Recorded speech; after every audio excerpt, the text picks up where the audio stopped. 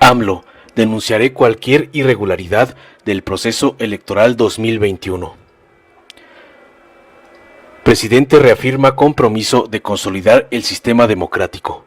Tenemos que afianzar de una vez y para siempre el sistema democrático, afirmó el presidente Andrés Manuel López Obrador. Aseguró que denunciará los delitos electorales, incluso si estuvieran involucrados funcionarios de la actual administración. Yo he expresado, y lo voy a seguir diciendo, existe una fiscalía de delitos electorales, pero independientemente de esa fiscalía, una vez que comiencen los procesos electorales y me entere de que hay gobiernos municipales, de que hay gobiernos estatales, que hay funcionarios o secretarías del gobierno federal interviniendo en las elecciones, los voy a denunciar. Estoy obligado a hacerlo, subrayó. El que se meta a usar presupuesto, bienes del gobierno para favorecer, va a ser consignado. Por esto, deben ya de pensarlo los funcionarios que aspiran a tener cargos porque vienen elecciones. A su debido tiempo, renuncia. Una cosa es el gobierno y otra cosa es partido, agregó. En conferencia de prensa matutina en Querétaro, el jefe del Ejecutivo reafirmó su compromiso de hacer valer la democracia a partir de elecciones limpias y libres. Recordó que el fraude electoral ya está tipificado como delito grave. Que el pueblo decida sin ninguna presión, sin ningún condicionamiento, con absoluta libertad. Eso sí nos puede traer dificultades, diferencias. De una vez lo anticipo, porque no voy a dejar pasar esto. Nos ha hecho mucho daño el fraude electoral, remarcó.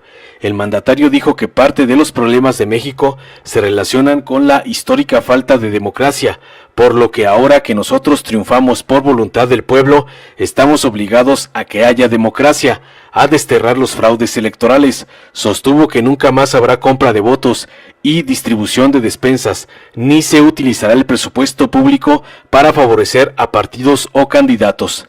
En la Constitución de 1857 se establecía que se podía juzgar al presidente no solo por traición a la patria, sino por delitos electorales, y en la Constitución que se escribió en Querétaro, a pesar de los grandes avances en lo social, se modificó el artículo 103 y se le quitó que al presidente no se le podía juzgar por delitos electorales y solo se le dejó por traición a la patria. No era prioridad establecer la democracia. Ahora tenemos que hacerla valer y ya es delito grave el fraude electoral, enfatizó. El presidente pidió a las cámaras de diputados y senadores que en el próximo periodo ordinario de sesiones modifiquen los artículos 108 y 111 de la Constitución para eliminar el fuero al presidente de la República. Esa iniciativa, dijo, la presentó el Poder Ejecutivo hace más de un año y no hubo acuerdo en el Legislativo. Insistió en que se discuta y sea de las primeros cambios en aprobarse. Estamos hablando de acabar con cerca de 200 años de impunidad legal a los presidentes. Va a ser una reforma importante y ojalá se apruebe, apuntó. En el diálogo con representantes de los medios de comunicación, acompañaron al mandatario el gobernador de Querétaro, Francisco Domínguez Servién, el secretario de la Defensa Nacional, Luis Crescencio Sandoval González, el secretario de Marina, José Rafael Ojeda Durán, el secretario de Seguridad y Protección Ciudadana, Alfonso Durazo Montaño, el comandante de la Guardia Nacional, Luis Rodríguez Bucio, y el presidente municipal de Querétaro, Luis Nava Guerrero. Informó Mr. Politicón. Nos vemos el próximo video. Pero ahora sí vamos, ya aclaramos. Gracias, presidente. Soy Arturo Venegas, director del periódico Plaza de Armas de Querétaro. Usted ya mostró el video y se refirió a la inmundicia que se advierte en esta entrega de dinero, en esta compra de conciencias, de voluntades, de votos. Usted mismo ha dicho que ha sido víctima de fraudes electorales, de estos que tienen una larga historia en nuestro país. Ha hecho usted propuestas para reformas legales para que las elecciones resulten más limpias. Y ahí viene el proceso de 2021 con la elección más grande en la historia de México, con todos los estados involucrados y, bueno, pues en muchas gubernaturas, entre ellas la de Querétaro. Hace 5 años vimos lo del señor Cors, aquella famosa llamada del señor gobernador, entonces candidato Francisco Domínguez, hablando de kilos y de que ahora interpretamos de millones de un señor Cors, que ahora se dice que era el secretario de Gobernación. La pregunta, señor presidente, ¿cómo vislumbra usted este 2021 con esta historia de fraudes en México, de esta inmundicia, y cómo vamos a superar eso como país? Y una segunda pregunta, si me lo permite, ya se fue el secretario de Comunicaciones y usted tenía que había hablado mucho del tren de México a Querétaro, que es un tren de otra larga historia, también si hay alguna posibilidad de que se realice finalmente. Gracias. Buenos días. Mire, yo creo que es muy buena pregunta, porque tenemos que afianzar de una vez y para siempre el sistema democrático. La democracia es el mejor sistema político que existe en el mundo. no hay otro. Algunos sostienen que es el menos malo, pero sin duda es lo mejor, la democracia. Y parte de nuestros problemas como nación se han originado por la falta de democracia. Porque cuando no hay democracia, el pueblo pues no participa, el que llega al cargo se siente absoluto y hace lo que le da la gana. No hay, en sentido estricto, contrapesos. Entonces, nos hace falta la democracia. No hemos tenido democracia en siglos.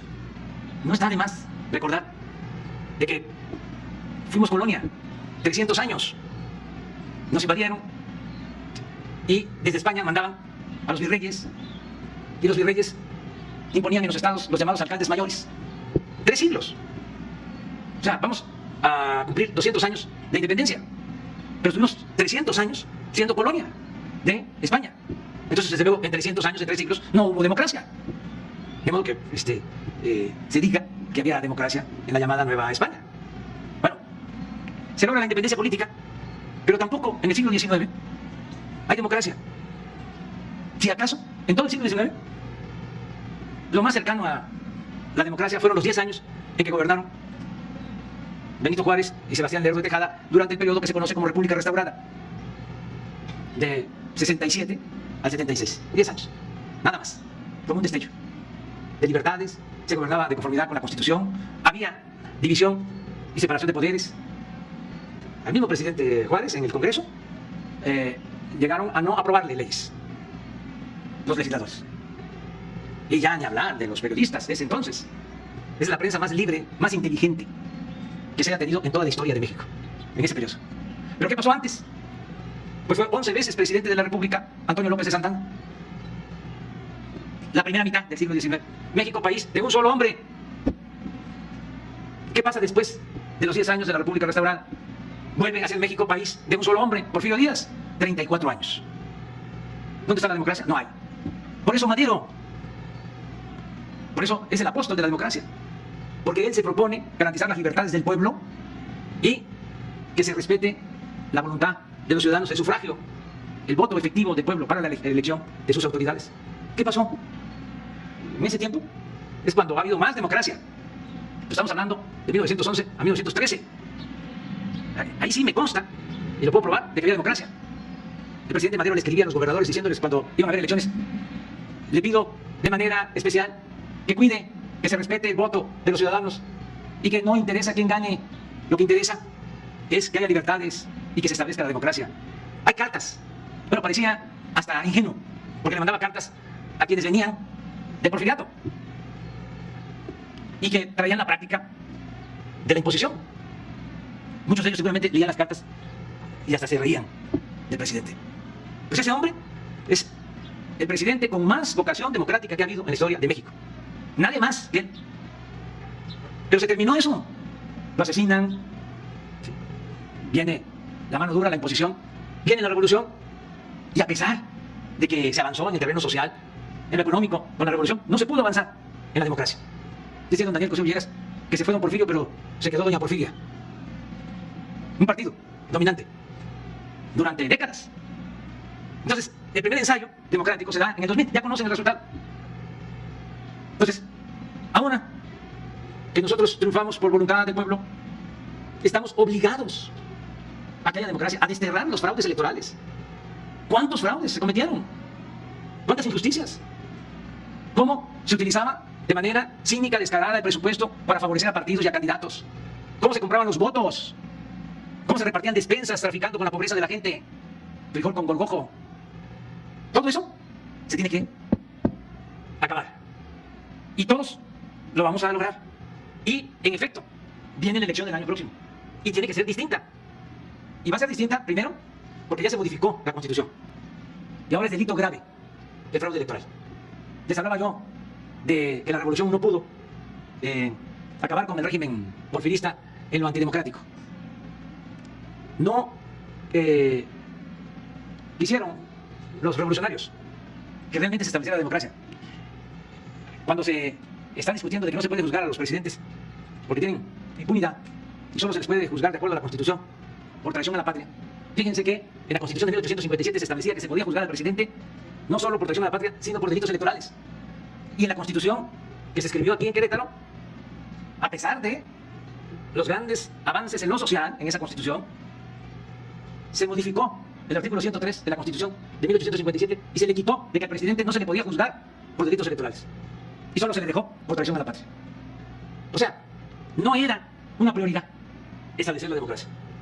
Ahora tenemos que hacerla valer y ya es delito grave el fraude electoral. Y yo lo he expresado, lo voy a seguir diciendo. Existe una fiscalía de delitos electorales que también debe de saberse que se creó y que es independiente, que es autónoma.